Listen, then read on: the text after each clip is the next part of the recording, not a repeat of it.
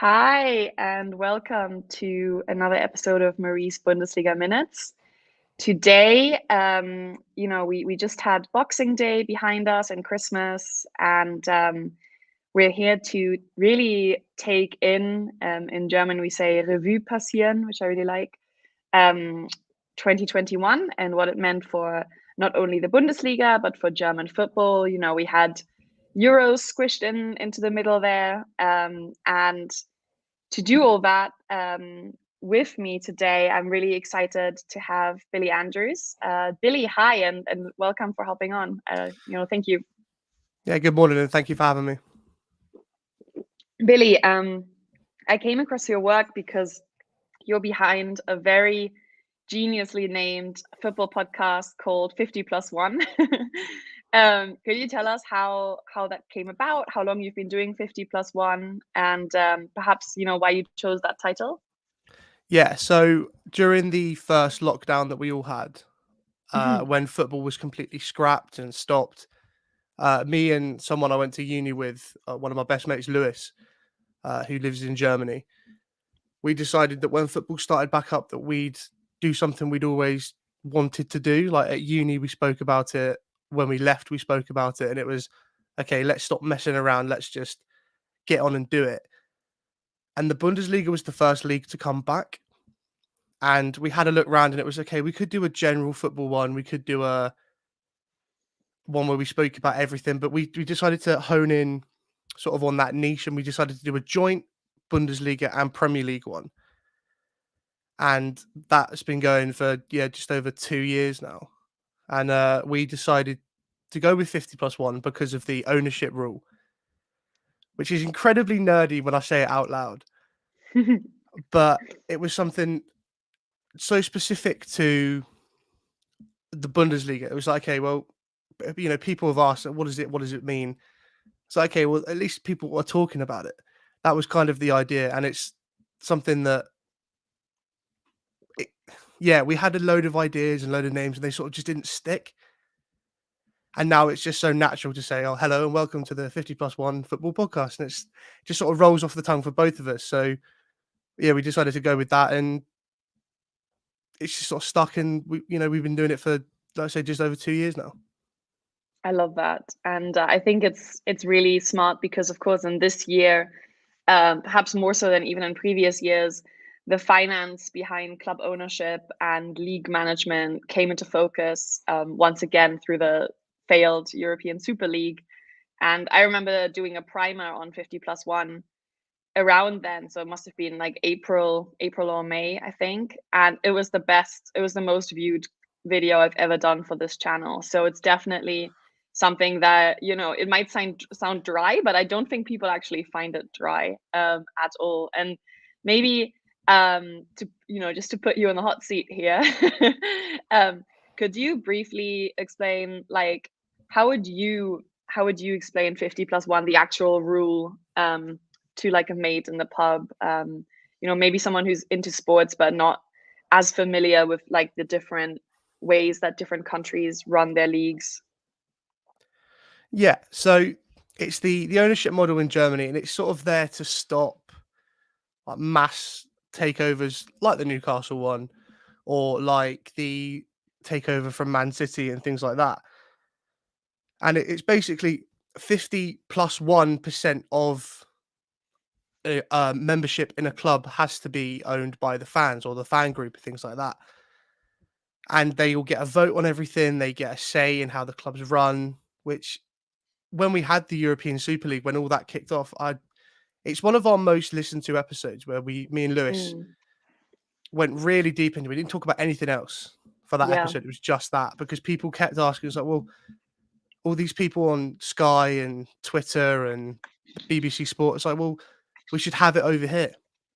It's like, yeah, okay, it would be great, but you cannot wrestle essentially over half of the power away from the owners that are already here. And the interesting one is RB Leipzig, because Germany's most hated club, because of the way they work around the 50+1. So all of their members are Red Bull employees. So they kind of own 100% of the voting rights anyway. Yeah. And Yeah. when we had, like I said, when we had the Super League, and they were like, "Oh yeah, but fans should have a say over here." So yeah, it's great. It works in Germany because it's been there for so long. And we've seen it now with Manchester United have got a fans forum set up where the owner supposedly listens. We don't know how legit that is, but to put it simply, it's basically you can go and buy a club in Germany, but you cannot go buy a club in Germany and say, I want this, this, this, and that. You have to listen to other people. You have to have everything goes to a vote, basically, which we saw with Bayern Munich most recently with the Qatar Airways sleeve sponsorship, where the members voted to get rid of it at the earliest opportunity. Sure. Yeah, that's actually really fascinating because it's really interesting hearing it from a British perspective on what you were saying about getting BBC, getting Sky, getting all this attention from British football fans who are like, why don't we have this? Because I always have to defend this rule because actually in Germany, it's more like, the grass is always green on the other side. In Germany, people are like, oh, but our league is falling behind. And I mean, they have a point. Like a German team hasn't won the Europa League until it was the UEFA Cup. And the Champions League, it's only really Bayern and occasionally Dortmund, more recently Leipzig, that ever do well. And, where if you're really going to be a cynic, you could say that we're going the way of Ligue 1, we being the Bundesliga. I just completely made myself part of that in terms of just being a league for the world's best talents to start out before they get snatched up by Premier League teams. But then I kind of think, honestly, maybe it's worth it. It's just to I'm a fee-paying member for one of the German clubs, and it's incredible. I was going through my mail yesterday, like the mail that I had missed, and I got all the members' magazines, but I also got an invitation to the members' annual meeting where big things are voted on. And, you mentioned the Qatar Airways thing, the business of Bayern Munich. That, the fans had grumbled for years. There had been like all these, what are they called? What do they call them in England? The choreographies, like the Tifio or Tifio? Tifos, yeah. Yeah, the Tifos had been like at Allianz Arena for ages by the fans, like criticizing Qatar and saying, oh, you can't pretend to be all like a local club and then support human rights abusers or whatever. Like fans took that really seriously, but then only at that annual members' meeting that things really reached like their boiling point, because the fans were allowed to stand up on stage, with the whole board behind them and speak. And obviously the media paid attention and fans paid attention. And it's a tricky one, isn't it? Because as you say, there are clubs that circumvent it. Leipzig, I think, has 8 members. And they basically bought up a former, an old Leipzig team and then changed its name, started in the bottom divisions and really worked their way up. So they kind of gamed the system. But yeah, I think we're really going down a specific branch here. But I think it's really interesting what you were saying about you and your friend Lewis starting this podcast and naming it that. And Louis and you, is he German? And how did you guys? You said you met in university. Did you both go to the university in England? Yeah, so we went to a university that works out of Wembley Stadium, which for someone that loves football is pretty mad getting to go there. And yeah, we sort of just sat next to each other in a lecture in first year and started talking, and it was just from there really. And yeah, he lives in Munich now for work, and he's a Bayern fan. So all the Qatar stuff, it come from Lewis. It's like, okay, it's really good to get like a fan's perspective, because if it was myself and let's say a Dortmund fan, there wouldn't be that sort of personal connection with that issue, which we can't have with everything we speak about, given that we don't support every club in the Premier League or the Bundesliga. But yeah, it's nice to have that. We've got Lewis, who's the German side of it, and myself, who's the English side of it, and it just works really well, we think. And yeah, we hope to continue doing it for a long time. Definitely. And I can say from own experience, it takes a lot of discipline to keep a podcast up, especially, as a kind of a passion project on top of work. And you guys have been doing it for so long. You have like a library of episodes now. But you were just saying that from your perspective and his perspective, it really works well. And you mentioned that you're English, he's German. What's kind of the footballing perspective that you have? What would you say is your footballing identity? Maybe what got you into football as a kid or later, and do you support any clubs or any players?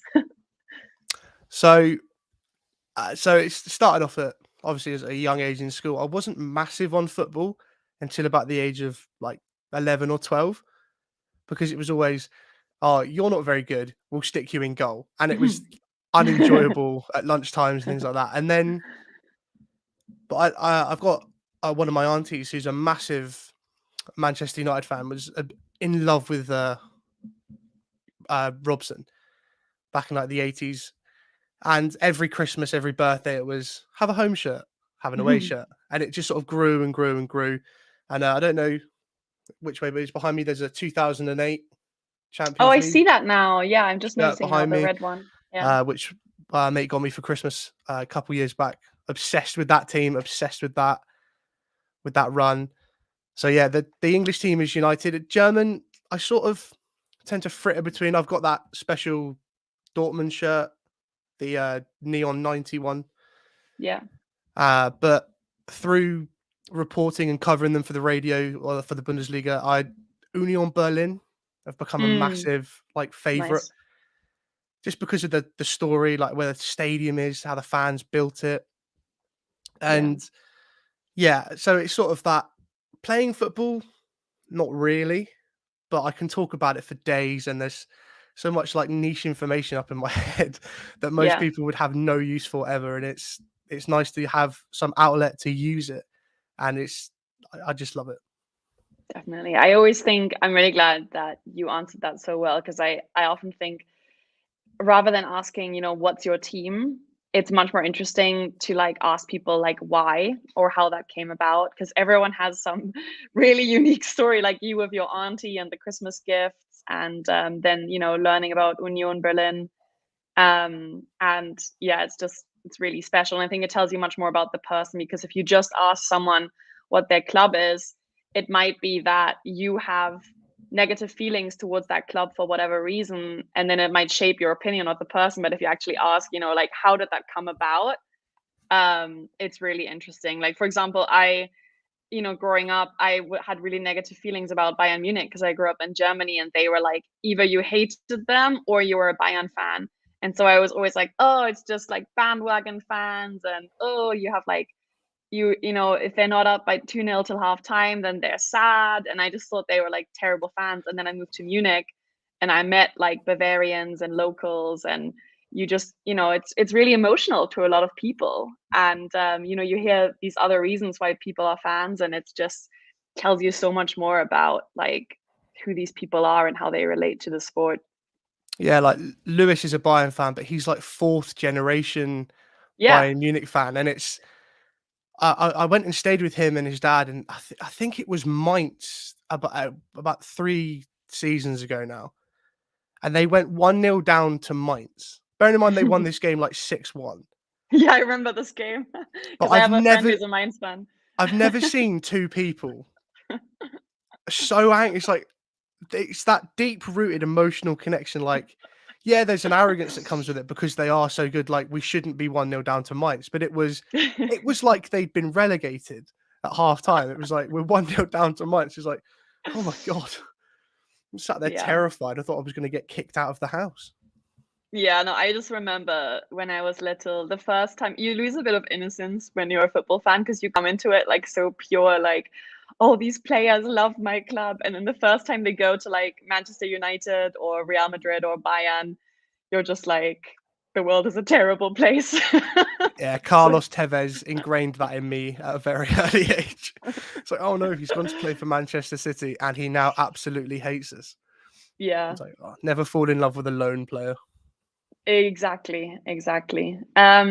Speaking of lone players, though, when I asked you about what you wanted to talk about in this show, because our plan was to review 2021, you immediately mentioned Robert Lewandowski. And I think it's a really interesting debate because just to get the debate started, in my opinion, had he played in La Liga or the Premier League in the past 2 years, A, they wouldn't have cancelled the award last year, and B, he would have won it in both years. He would have been crowned best footballer in the world. That's my opinion. Having lived abroad half my life, my opinion is that the Bundesliga has a massive self-promotion issue, in that it takes a lot of pride in marketing itself abroad, like it markets itself at home, which is like, oh, we're so pure, we allow beer during the games and we have cheap tickets. And it's like, no one in Indonesia cares about your cheap tickets. Like, this is just me going on my rant, excuse me.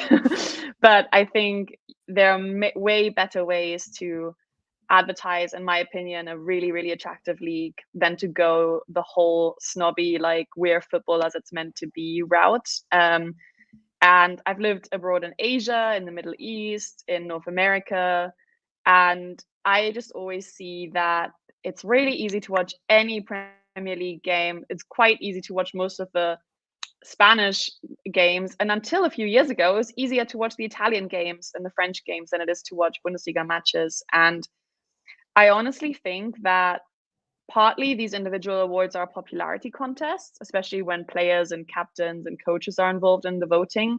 But as far as journalists are concerned, of course, it's like, okay, who did you actually watch? And like, we all know that Lewandowski, for all his talent, sometimes doesn't deliver as much in the knockout stage of the Champions League. And in the Bundesliga, and where he does deliver, and in the German Cup and for Poland, these are games that a lot of journalists, usually actually not through any fault of their own, but it's much harder for them to watch these games. And anyway, it just made me so mad that he didn't win. I think he handled it really graciously this year. I also think, kudos to Messi for mentioning Lewandowski in his speech and saying he should have won it in the previous year. But yeah, now that my rant is over, I should probably end with a question to you. So my question to you would be, you probably have other fans in England who are football fans. How do they think about this? Have you had these discussions with them? Are they like, well, yeah, duh, Messi is better, or are they also like, oh, we didn't see enough of him, or do they think Lewandowski deserved to win?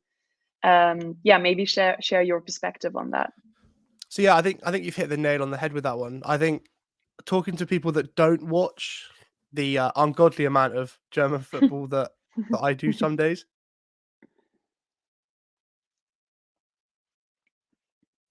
Talking to people that don't watch the amount of football that I watch, it's that, yeah, I haven't seen that. I showed someone his 5 goals in 9 minutes, Lewandowski against Wolfsburg. And when was this? I was like, it was back when Pep Guardiola was the manager. It's like, I didn't even know that had happened. Whereas if that had been Ronaldo or Messi at Madrid or Barca, that would have been everywhere. Would have been plastered everywhere. The league would have put it up once a day or something. Right. I think like the self-promotion thing, I think is a big issue because La Liga always had, it's Messi against Ronaldo. Right. Whereas now the Bundesliga could go, we've got Lewandowski and Erling Haaland. Yeah. You could promote it that way. And yeah, like you said, the cancellation of the Ballon d'Or, the season where the year one where Bayern won 6 trophies. Yeah. Which in itself, I think only Barca have done to win a sextuple, is obscene. I mean, we did it because of COVID. We'll do like a remote broadcast, like they did with like the Oscars and things like that. Yeah. But and he probably will win the FIFA Best Awards Player of the Year again, like he did last year. But it's a relatively new award ceremony after FIFA broke away from France football, so it doesn't carry that prestigious. Yeah, but look what Lewandowski won. It's like, yeah, okay, it's sort of like the pat on the back, well done award. And it's so, because a lot of things people that I've spoken to seem to forget as well. It's the year. It's not the season. So yeah, Messi might have done very well last season with Barcelona, but for the remainder of the year where he's been at PSG, he's got 1 league goal in a league where everyone was expecting him to be top scorer after 3 games or something. So I think that's another side that needs to be not like addressed, but people go, oh, Messi's deserved to win it because of he single-handedly carried that Barcelona side. It's like, yeah, he did. But for the remainder of the year, he struggled in Liga. Whereas Lewandowski has, if anything, gotten better. He broke Gerd Müller's record for goals in a single season. He's just broken Gerd Müller's record. Which, by the way, again, like with the Gerd Müller thing, sorry to interrupt you, but again, that was absolutely incredible. And I think German football did such a bad job of promoting that to the outside world. Like, look, here's a record that was set like early on in the Cold War. It's ridiculous, the lack of coverage that it got.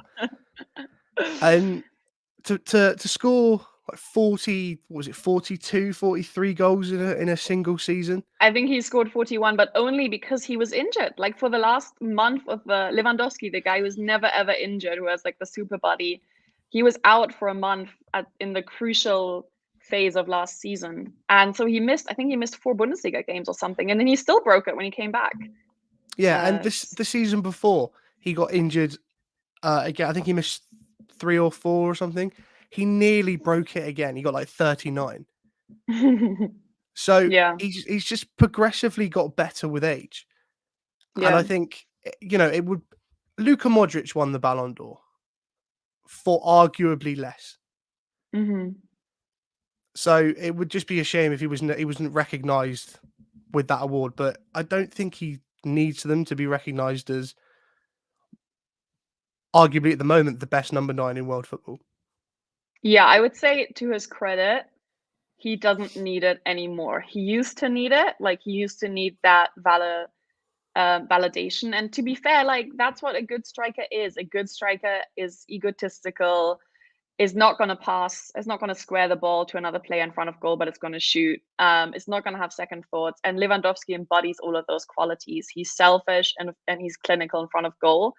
And arguably, he's selfish and clinical in his football career as well. But I would say he's always been very disciplined. He wanted to go to Bayern a year before he was allowed to. And he had a sensational last year at Dortmund and then left on a free transfer. And he wanted to go to Real Madrid and Bayern didn't let him. And he was okay with that. He was just kept playing. And it's always like, it's very funny for Germans to watch because every time that he goes on international break to play with Poland, he uses those interviews a bit like Cristiano Ronaldo with like his home press to get all sensitive and complain about certain things. So every time that Lewandowski is with the Polish national team, we get these amazing quotes like, oh, I was mad at Uli Hoeneß, the former Bayern president, former Bayern president, like about this and that. And but he knows how to do it. He knows the place and time, but he was actually just awarded by Kicker, the most important German footballing magazine, the title of German football personality of the year. And I think Kicker just changed the name personality recently so that it includes men and women. So it used to be like football person or footballer or whatever. But I think it hits it on the head because he's, let's be real, he's kind of a dull person. He's just an athlete. He's not exactly like interesting off pitch.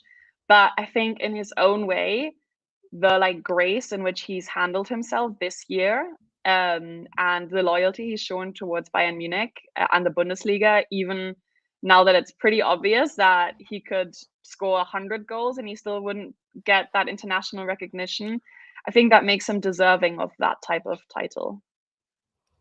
Yeah, definitely. And especially with all the stuff that's coming out about Erling Haaland, it's like, oh, he doesn't like the Premier League. He would much rather prefer to go to La Liga. I find that really hard to believe because up until recently, La Liga has been one of the most boring leagues out of the top 5. Whereas now that Barca and Real Madrid are struggling, it's slowly starting to get more interesting with the likes of Sevilla, Sociedad.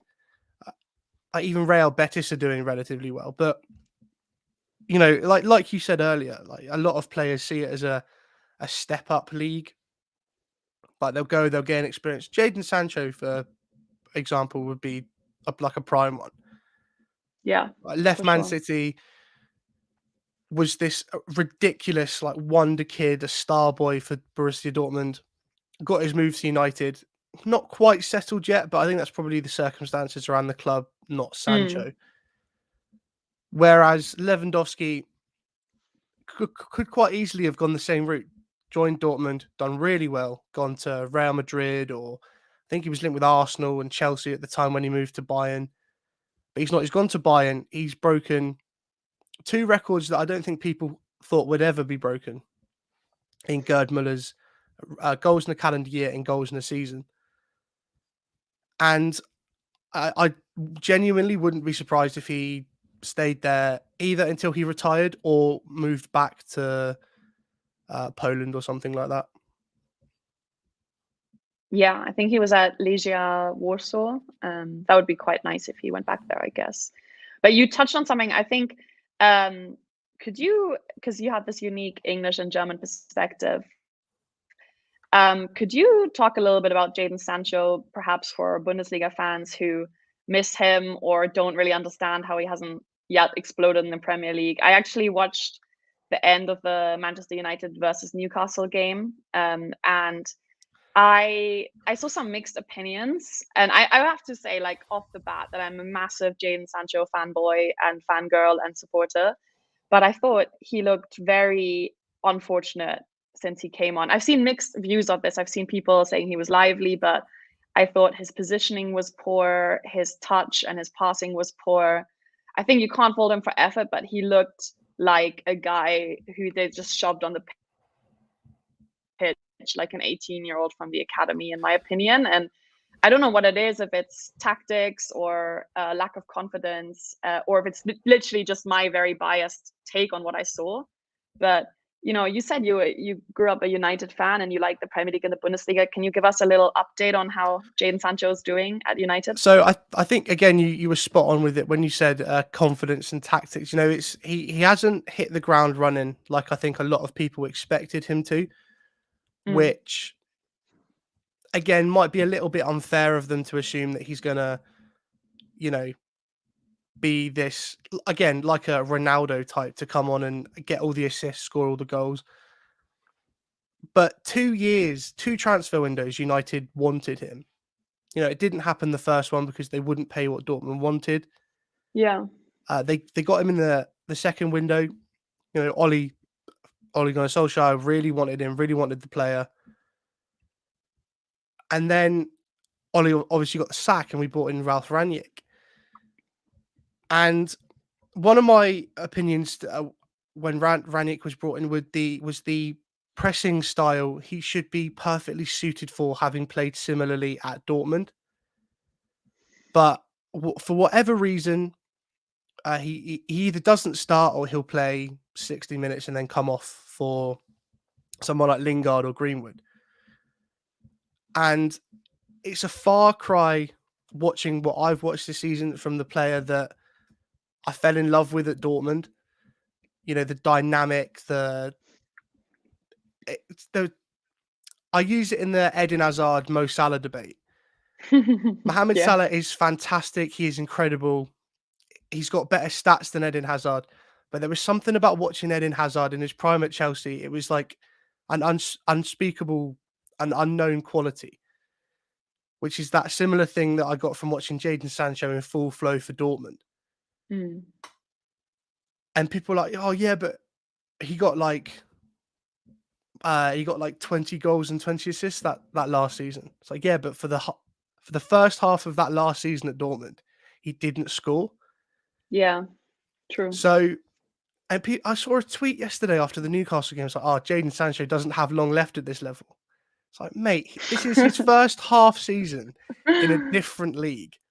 21 years of age. You know, he moved from Manchester to Dortmund. He left his family behind. He's now come back to Manchester, but he still left an entirely different culture behind. growing up in England is fine and everything, and you might have a similar experience, but it's quite. I imagine it would be quite difficult to just switch back into that culture and switch back in from the German way of living to the English way of living. So I think Yeah. let's not write Jaden Sancho off just yet because it's his first half season. Let's, he is going to be, a great player. Yeah, I think you touched on so many good points there. I'm always a massive, anyone who's watched the show before, I'm a massive defender of any young English or in fact British or any young American player coming to Germany, because I kind of did that in reverse. Like when I was 10, my family moved to England and then I moved to the US for college. And like you said, it is really hard to move cultures and languages and adapt. And it's honestly, I think, really brave to kind of leave your family behind. Any young footballer goes through this and makes sacrifices. Some go from like Manchester to London to join an academy, or, maybe they're living with players much older than them in kind of like a boarding house, or they have like a guest family that hosts them, but they can't drink, they can't really be teenagers. They're just so committed to their goals. So I think there's a lot to be said for that. But beyond that, beyond the kind of culture differences, I think Jaden Sancho also went from joining a club where the fans like love him and carry him to joining one of possibly the biggest brand in world football at Manchester United. And so, yeah, if you come with that price tag and as an English international player, with international tournament experience, it doesn't matter what your age is. People expect you to be a star from the get-go. And I think England has always been like that. And I think Germany too. It's like when Javi Martinez was the record signing for the Bundesliga for 40 million, everyone was like, okay, but what has he got? Let's watch him. So the price tag always carries a lot of weight. And I know that players always say, oh, I don't look at that, but I mean, come on, everyone else does. So I think it was hard. It might not sound as in terms of the quality of the actual squads, it might not sound like a big jump from Dortmund to United, but I think in terms of the clubs, it definitely is, and the brands and the markets. And Dortmund is like a big club in Germany. I think abroad it's kind of like a hipster club. People are like, oh, the yellow wall, and I'm just like, oh, like it's kind of like it became cool maybe in the last 20 years abroad, but it's very much a German club, like, period. And Man United, you have people watching it in the middle of the night in Taiwan, getting up early on the West Coast in the US. It's like the world's club. So it's a really hard transition for him. But I think what you were saying about it being the first year, I mean, remember a player that did it the other way around, that left Germany early to go to England, played in Manchester, albeit in different colors, in baby blue and white, and then came back to Germany, to the Bundesliga, to join Germany's biggest club, most flashiest club. And look how that turned out for him. I mean, Leroy Sané also, came to Bayern 2 years ago, well, 1.5 years ago, was expected to be a star from the get-go, and was really average at first, like below average. And then even early this season, the own Bayern Munich fans criticized him, booed him, whistled at him, tormented him on social media. And now he's like found his feet, and he's probably one of their top 3 best players this season. So there is hope yet, kind of like you were saying. Yeah, I hope it works out, because that's the thing. It was people that know me, when the transfer window opens, I try not to let it happen too often, but I get sucked in, I get drawn in by all the rumors and the hype, and that from literally minute one of 2 years ago in that transfer window. It was Manchester United might go for Jaden Sancho, and my head just went, yes, please. Can we please have everything I could watch, everything I could find? And it's just the way he controls a ball. Because it's not a criticism, it's more of an observation. Footballers now are very almost robotic in the way they play, but you still have a select few that it's almost like the puppet strings have been cut. So Alan St. Maximin would be one of them, the way he plays. Jaden Sancho is another. And, Florian Wirtz, Mason Mount. There's something about them that's not robotic. They play in a very fluid and expressive way. And it's players like that which really I just love to watch play. I love that. The puppet strings have been cut. When you say robotic or puppets, do you mean more like the athleticism that is now expected of players, the speed and all of that, or do you mean the tactical setup? Yeah, I think it's more the tactical setup. Like, I am a centre mid. I will play as a centre mid. I will pass it forwards and let the forward players do the glory work and get the goals and things like that. Whereas, some players, they will just like, okay, we're not playing very well. I'm going to pick this game up by the scruff of the neck, and I'm just going to express myself and play how I know I can play. Yeah. And I'm slowly losing that, but I think there are more and more players coming through that are going to be quite exciting to watch in a few years. I think sometimes that can also be what you just described. I remember Leon Goretzka was like that at Bochum and Schalke, where he was just so good, even at a young age, even when he was 18 at Bochum or, 20, 21, 22 at Schalke. Even though he was considered a defensive or central midfielder, like a number 6 or a number 8, if his teams were down, he would just dribble across the whole pitch from the defense until the attack and shoot and score, or pass it out, get it back and head the goal in.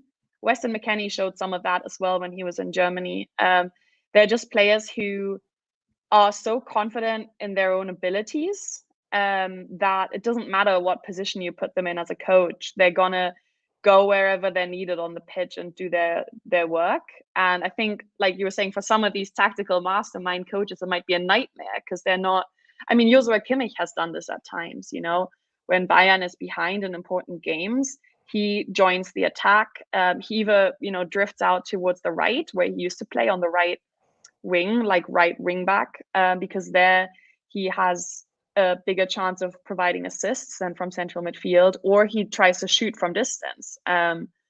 And yeah, it's like you said. I mean, these players, they're like the puppets cutting off their ties from the coach or from the tactical system. But I think I agree with you that it's getting fewer, because it's like you need a couple of things to do that, right? You need skills, something that Florian Wirtz possesses, or Jaden Sancho. You need confidence, something that I think Jaden Sancho is currently lacking. And you need a great amount of footballing intelligence, because you have to time it right. I think sometimes even Joel Matip has done this, even at Liverpool, where he'll just it's so funny because he's such a lanky, skinny player, and he just looks like he's like, I don't know, like a giraffe, like coming from the fence, and he'll just dribble. And everyone was like, pass it. And he's like, I got this. But it's, obviously my examples are highly colored by watching the Bundesliga. But what you were saying about Alan Saint-Maxime, Newcastle's player, I think he's a fascinating one to watch as well. Can you think of any other players, from either league that you think currently have that capability? Players like Emil Smith-Rowe and Bukayo Saka at Arsenal, like just the way they combine with each other. It's sort of like, okay, Arsenal aren't doing too well. Let's put Emil Smith-Rowe on, and the game completely changes. I think in terms from the Bundesliga, Christopher Nkunku this season has been a completely different player for Leipzig. And it's sort of what I wanted to see from Dominik Szoboszlai when he joined from Salzburg. And, I hope we still can see that. And he's not there yet, but I'm really excited to see where Karim Adeyemi ends up, potentially in January, whether it be at Dortmund or anywhere else. Yeah. I had this whole theory that I think I've been really excited to see the progress of Ricardo Pepi, the American center forward, because I think he's such a center forward. Like, he's such a number 9. He can head the ball, score with his left foot, right foot. He moves well in the box. And sometimes I see him compared to Karim Adeyemi, and I think they're completely different players. I think Adeyemi is much more like a fluid forward. He can play anywhere. He can play on the wings. He can play more as a number 10. He drifts around. And he looks like, the way he's built is also much more like that dynamic forward. But it seems like Wolfsburg are currently in a good position to sign Pepe from Dallas from the MLS in the winter. And Adeyemi, although he's one of those players where the agent has kind of gone on a grand European tour, enjoyed his spot in the sun to talk to all the clubs and visit some nice cities. But yeah, I'd love to see him at Dortmund, kind of like what you were saying, because I think he fits in so well into that young, talented, very technical attacking squad. I think, if they got Adeyemi, it probably would be the end of Donyell Malen, because they've got Youssoufa Moukoko as well. But obviously you're expecting Haaland to leave, if not this summer, then definitely next year. So if Malen doesn't mind waiting, maybe. Yeah, it'd be interesting. I mean, we have to say this because I think this doesn't get said enough. Dortmund really hasn't been very good at their big signings in the past few years. Like, yes, of course, in terms of the Talentspäherauge, Michael Zorc bringing on young, talented players from other leagues and building them up, fantastic. We've seen that with Gio Reyna, Christian Pulisic, but the kind of players who come in for 15 to 30 million and are expected to deliver straight away, players who are like 23 to 30 years old. You mentioned Malen. I think Malen, we need to give him time. He came as an expensive signing, but he is still quite young. And I think he's finding his feet tactically in this team, and it's difficult. But I'm thinking guys like Yarmolenko, there have been a few examples in the recent past that really didn't hit the spot, in my opinion. People like Ciro Immobile, who's now like Lazio, one of Lazio's top goal scorers. And it's like watching him play for Dortmund was almost painful to watch because there was clearly someone good there. It just wasn't coming out. And then, Paco Alcacer was only there for a season and a half before he left. Aubameyang was good. And then the way he sort of forced his exit tarnished his reputation.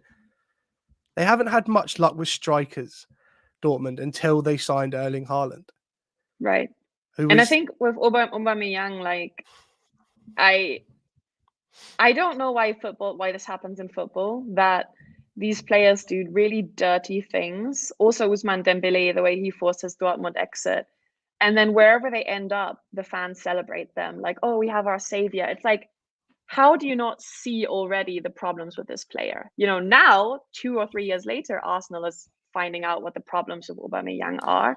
And Barcelona, it took a few months until they found out the problems with Ousmane Dembélé. But I don't understand how sometimes just for God-given talent, we forgive all these personality flaws. In my opinion, they are personality flaws, like not turning up to training, letting down your teammates, disappearing on your club, forcing an exit. Sometimes it's young people who get rich way too fast and then have terrible people around them, terrible advisors, bad friends, living abroad without their family to kind of ground them. So we can forgive a little bit of that. But I think, how many chances are these players going to get just because they're good? Like if Aubameyang leaves Arsenal, I'm sure he's going to have a nice soft falling. He's probably going to land somewhere, another club that is good. And that just bothers me because that would not happen in the quote unquote real world of real companies. We don't get limitless chances just, because we're very talented. Yeah, the Aubameyang one's quite interesting because I spoke to some mates of mine that support Arsenal and they were like, where's this come from with Aubameyang? Why now? What's happened? It's like, well, let's be honest. It did happen exactly almost the same as this for him to move to Arsenal in the first place. So there is previous there. There is some attitude issue. Again, going back to Jaden Sancho, he could have kicked up a fuss and thrown his toys out of the pram when Michael Zorc said, this is what we want. If you don't pay it, you can't have him. and then he didn't move that summer. But he just cracked on with it. He had a fantastic last season at Dortmund, won the German Cup, and then moved, which I think is the way to go about it. Like you said, if me or you did that in our jobs, no one would hire us. If I said to my boss, I want to go to another job, he said, well, you can't. And I just refused to turn up to work for a month.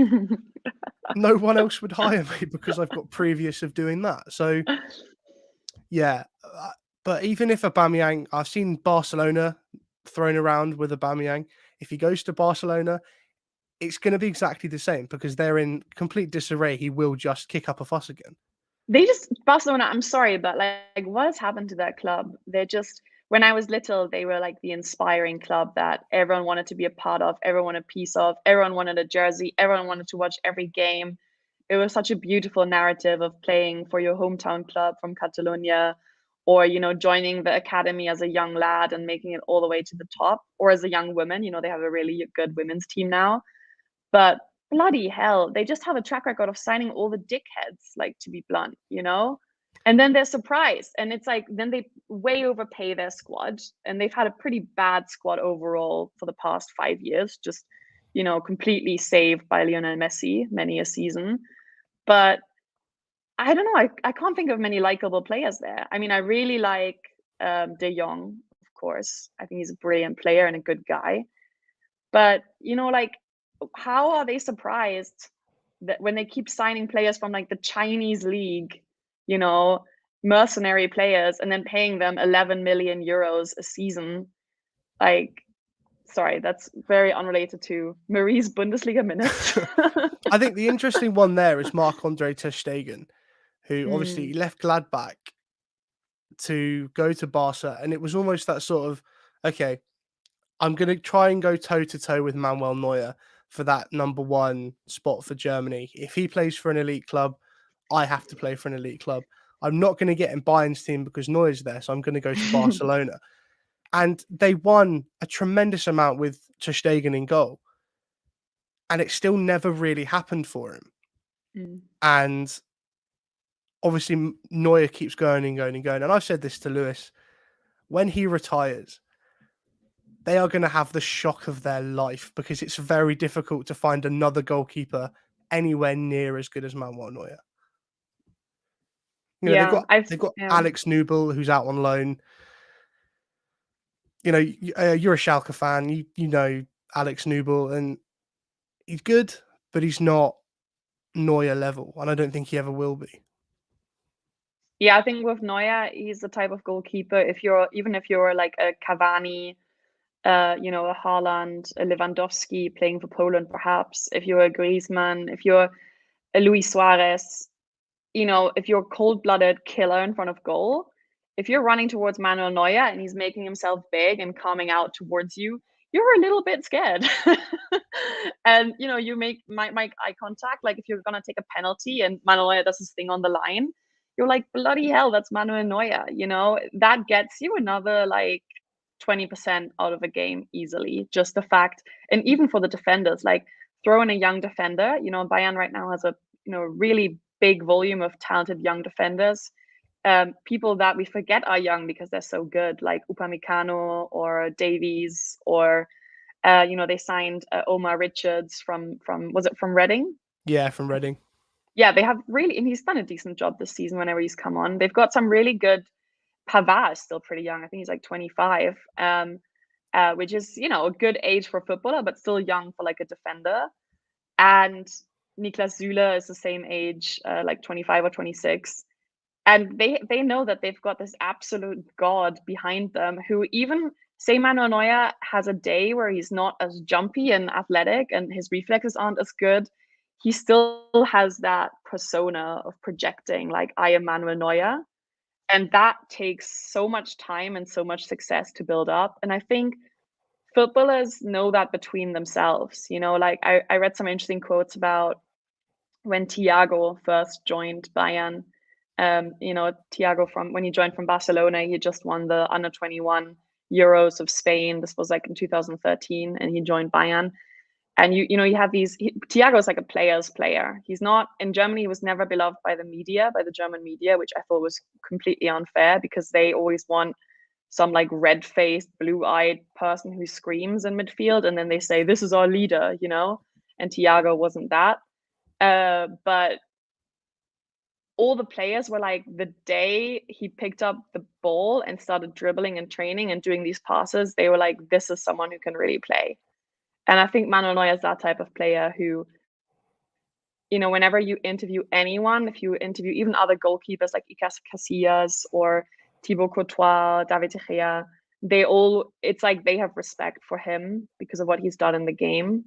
And that is so hard to build up because Neuer built that up during World Cups, during Euros, at Schalke, in Champions League, at Bayern. And I think you're right too, and because I hadn't really thought about that, because in Germany we think we're a goalkeeping nation. This is literally like a term we have, Torhüterland. And of course, like there are many talented goalkeepers, but do they have that charisma? And I don't think this is a charisma that is circumstantial. It's not like he built that up by being good at Bayern. He had that already when he was at Schalke. He was like this talismanic figure, and he was like 20 then. So, and Nübel, I've spoken to him a few times in mixed zones at games. He is very intelligent, which I think is important, perhaps more important for goalkeepers than other players because they're such lone figures. He's a good leader, but sometimes I wonder if he has that same drive, and if he has that little devil inside of him. He just seems like such a nice guy. And he kind of cracked, he cracked at Schalke in the last season when it got really rough. He was demoted, and this was when his transfer to Bayern was already sealed. I think he's rebuilding his career now in Monaco, which is great under Niko Kovac. That's a great project to be a part of. But I don't even think he'll be Bayern's goalkeeper. I think he'll have a really solid, good career, maybe play for a good international European team, like a top 20 team rather than a top 10 team. But I don't think he's going to be the number one for Germany. And, quote me on this if I'm wrong. But that's just my opinion. Yeah. I wanted to ask you, Billy, because we promised this in the show notes before. I've got like two questions I really want to ask you, and then in the last 10 minutes. Who would you say in the calendar year 2021 were kind of the standout young players in the Bundesliga?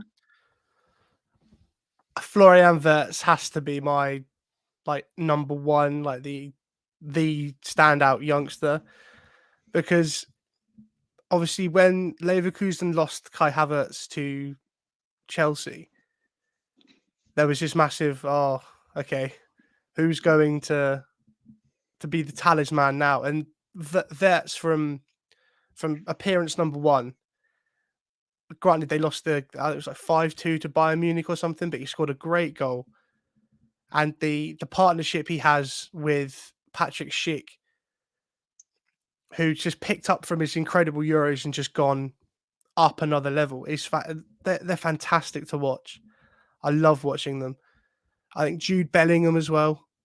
A similar route to Jaden Sancho, leaving your family in England to come and play for Dortmund, where I don't think he was expecting himself to play as much as he did in his first season. Mm-hmm. But the injuries in that Dortmund midfield, and now he's undroppable for them. And, I've got friends who are Birmingham fans, and when he was looking around clubs to move to, United was one of them. And it was, you have to, if there's an opportunity, you have to take Jude Bellingham, because in 2, 3, 4 years, he will be a £100 million player. Yeah. And I don't think he's far off it now. But at the time, Right. It was sort of like, you're just saying that because you're Birmingham fans. And watching Jude Bellingham now, it's like, okay, I'm incredibly upset that he wasn't signed by my club. And I think a lot of people would be like that. And the other one, my third would be Jamal Musiala for Bayern. Yeah. Because the kid is, again, it's that unspeakable quality of watching him play. There's something, the way he moves is really fluid, and he's so mature for someone of someone of such a young age. Like, he's got an incredible range of passing, he's got a really good finish on him, and he's got that footballing intelligence you spoke about to be able to, okay, well, I normally play number 10, but I'm going to drift out to wide right or wide left and put a cross in, or I'm going to drop back, pick the ball up and dribble forward and pass. So I think in a few years, he could be a real... Germany have got number 10s sorted for the next 20 years. With Florian Wirtz and Jamal Musiala, you've got no issue there at all. Like when Thomas Müller... And Kai Havertz as well. Yeah. Oh, I forgot about... Exactly. Havertz as a false 9. Wirtz and Musiala just behind him. You're sorted for the next 15 years. There's so many I could mention, so many others. I think I've forgotten his name, which is really bad, but there's one that plays for Nemecha, who plays for Wolfsburg as well. Maybe not that top star quality, but it will be a very, very good centre forward. Yeah, and that's an interesting one because those two brothers have English and German citizenship. And one of them is chosen to represent Germany, and it's been capped at the senior level now, and the other has chosen to represent England. And I think they both represented England in the youth ranks, which would be the second reincarnation of that happening. Of Jamal Musiala formerly playing with Jude Bellingham and now playing for Germany's senior team. So that's an interesting development that we're seeing there. Be great to see them face off against each other, wouldn't it? Definitely. I also think, I definitely think those three that you mentioned are a level above the others. And I thought it was worth mentioning that in the Golden Boy Award voting, because again, it's an international award where many journalists don't watch Bundesliga games and maybe only watch Bayern and Dortmund play on the international stage. Florian Wirtz was by far the lowest ranked out of those three that you mentioned. It was Jude Bellingham top. I think he came second in the awards. It helps being English. And then Musiala, because he plays for Bayern Munich. And then space.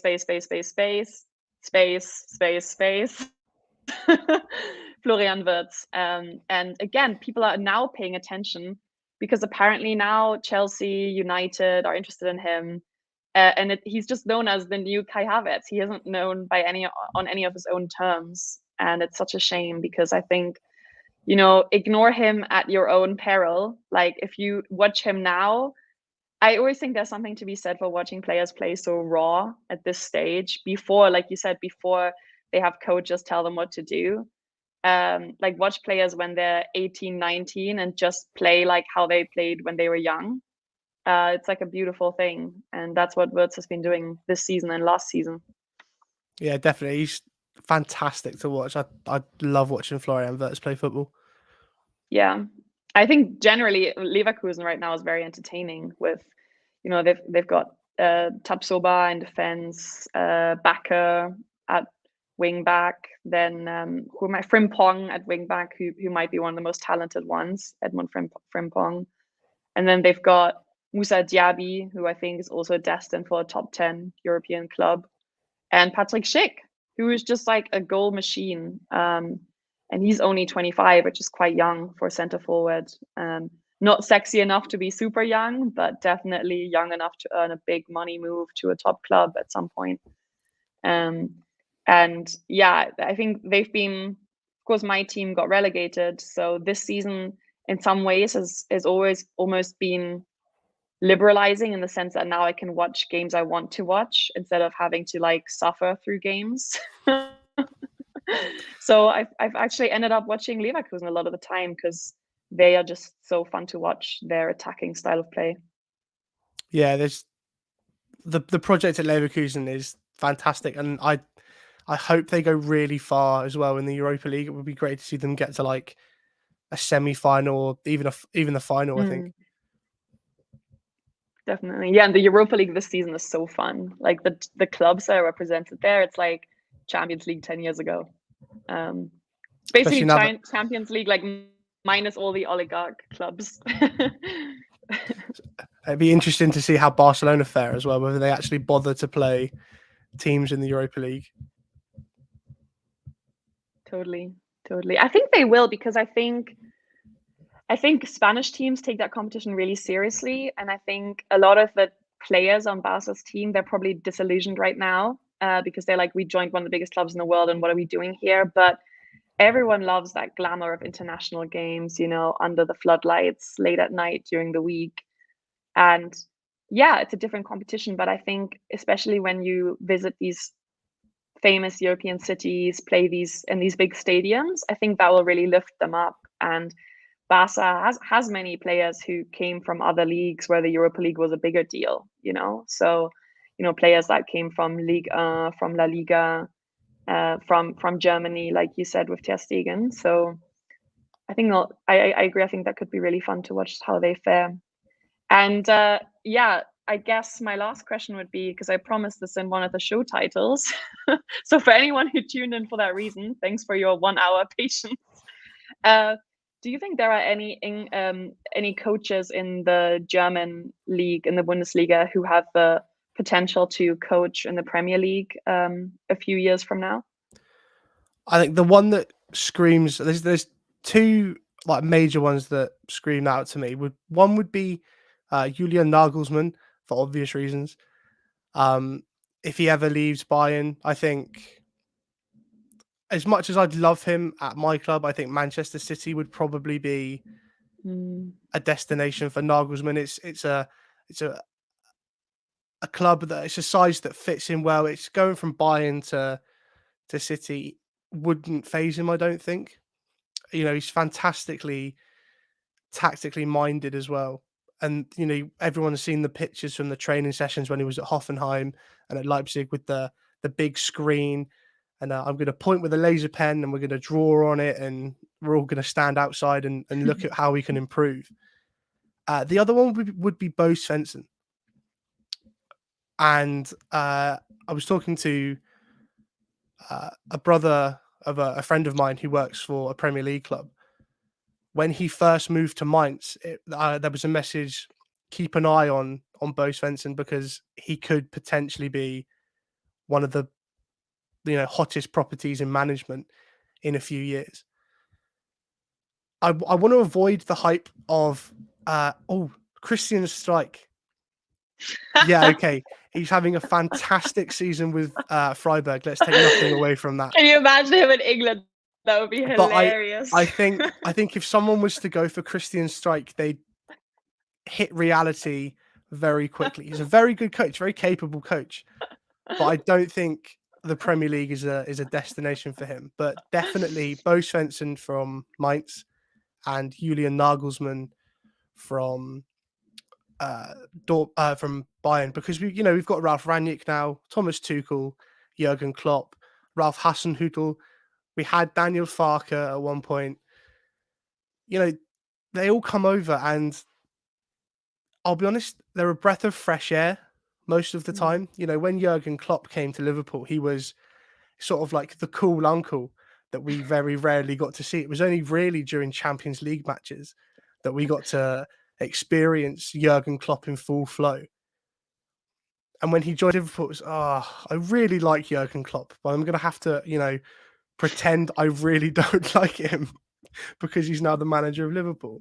You know, Thomas Tuchel as well, to a lesser degree, and definitely Ralf Rangnick, who was, you know, the godfather of German football, the godfather of the Leipzig and Salzburg setup. So if Bo Svensson could come and manage a Premier League team, or Julian Nagelsmann, that would be great. I'd really appreciate that. So if you're listening, please. I have to follow up, of course. Which Premier League team was this that mentioned Bo Svensson? Or which English club? I think it was the English club.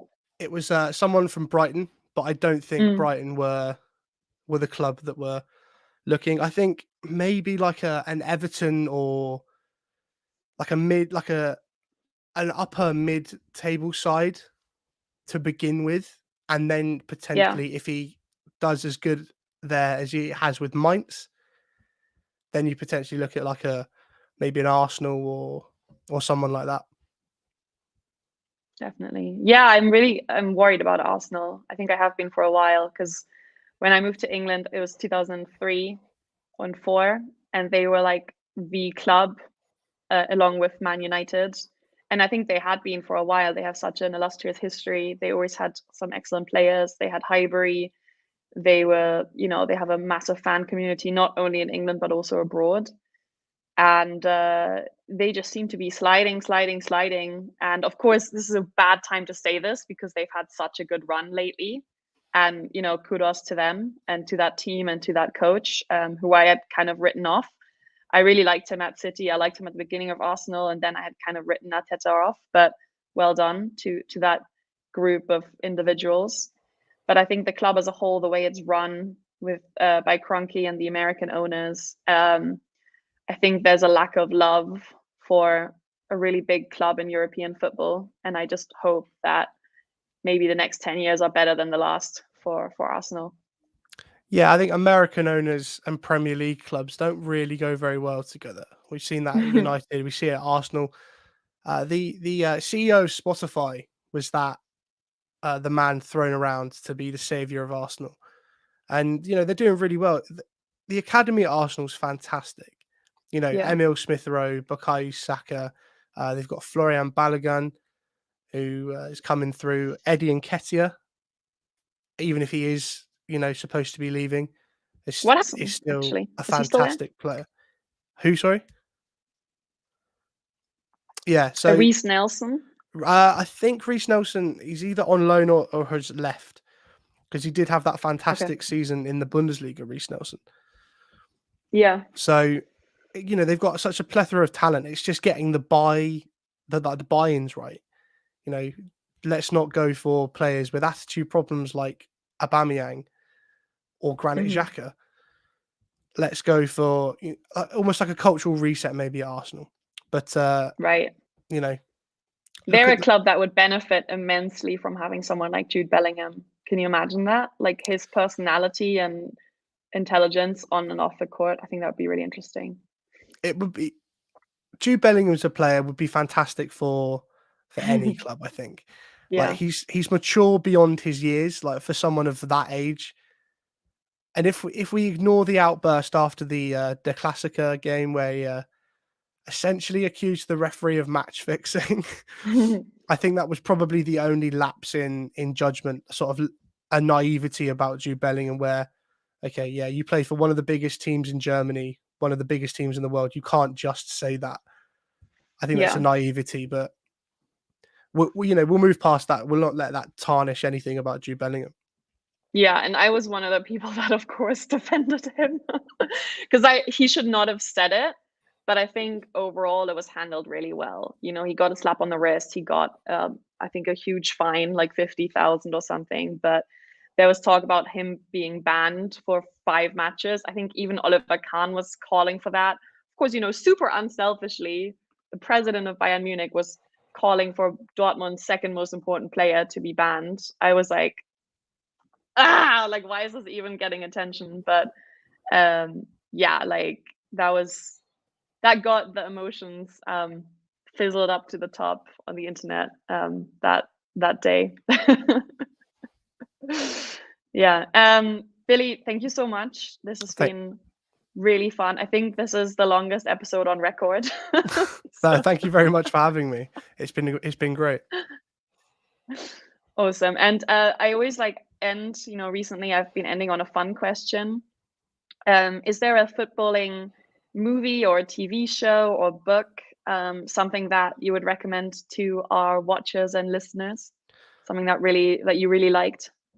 I think anything from the All or Nothing series on Amazon, be it the Tottenham, Juventus, Man City, or there's a Dortmund documentary, like a docu-series from Jaden Sancho's first season, and most recently a Bayern Munich one, which I've just finished watching. And if you like that behind the scenes sort of accessible areas type thing, yeah, the Dortmund and Bayern ones are in German, but the subtitles are good enough anyway. So I would definitely recommend those to viewers. Definitely. Yeah, it would be a little bit rude to ask all the players to speak in English all the time just for the cameras. Yeah, I think that's a good recommendation, and hopefully some of the people watching have some off days over the holidays. At least if you're in Europe, where we're a bit more civilized of our holiday policies. Like a lot of my American friends have been working since yesterday morning, but yeah, otherwise, you have the weekends and the late nights to do that kind of stuff. Billy, where can people find you, follow you? What should they listen to? So on Twitter, I know you've tagged me in the tweets as well, but it's at Bandrews_97. And if you want to listen to the 50+1 football podcast, it's on Spotify.